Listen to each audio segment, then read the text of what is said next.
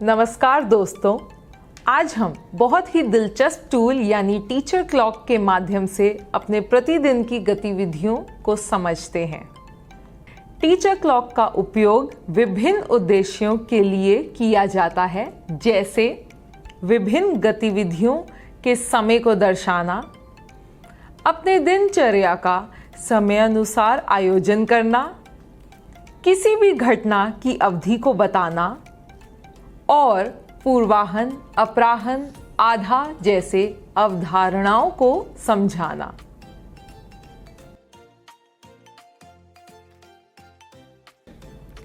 Teacher clock में समय को दिखाने के लिए 2 सुइयां हैं।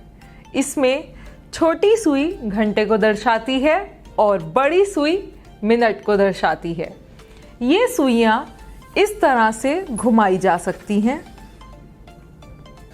टीचर क्लॉक की पिछली तरफ एक स्टैंड है जो इस तरह से लगाया जाता है और यहाँ एक गियर दिया गया है जिसकी मदद से हम ये सुइयां घुमा सकते हैं।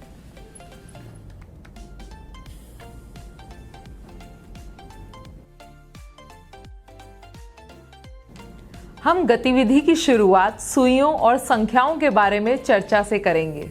उदाहरण के लिए ये बड़ी संख्याएं यानी 1 से 12 तक की संख्याएं घंटों को दर्शाती हैं और ये छोटी संख्याएं यानी 1 से 60 तक की संख्याएं मिनट को दर्शाती हैं। इसी तरह सुइयों के बारे में बताएंगे कि इस बड़ी सुई को मिनट की सुई कहते हैं और इस छोटी सुई को घंटे की सुई कहते हैं।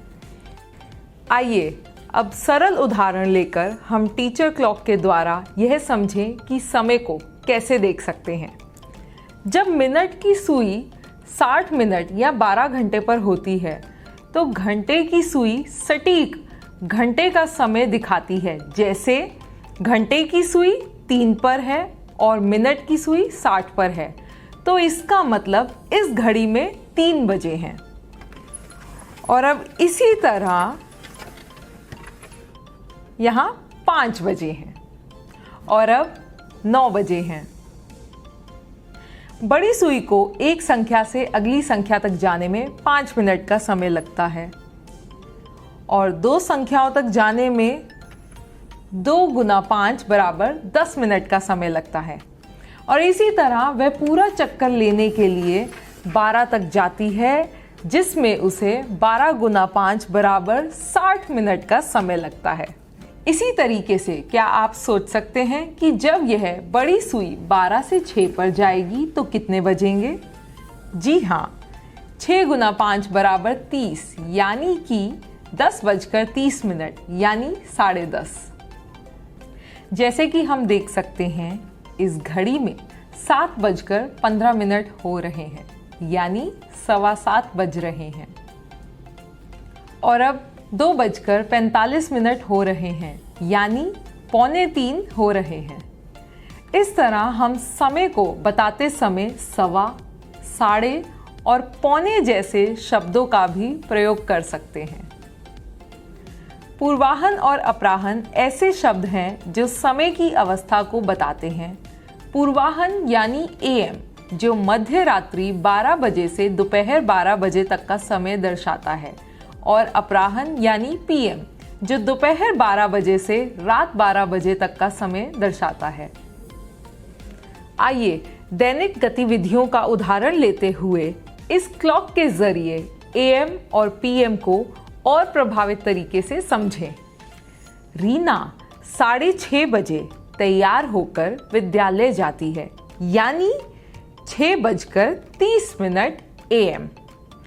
फिर दोपहर को 2:45 PM विद्यालय से घर वापस लौट कर आती है। इसके बाद रीना दोस्तों के साथ शाम को 5:15 PM खेलने जाती है।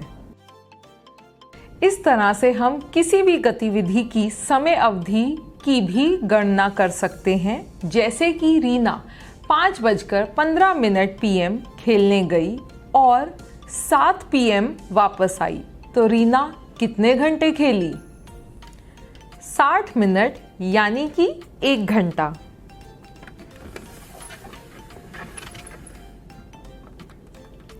और 9 गुना 5 बराबर 45 मिनट।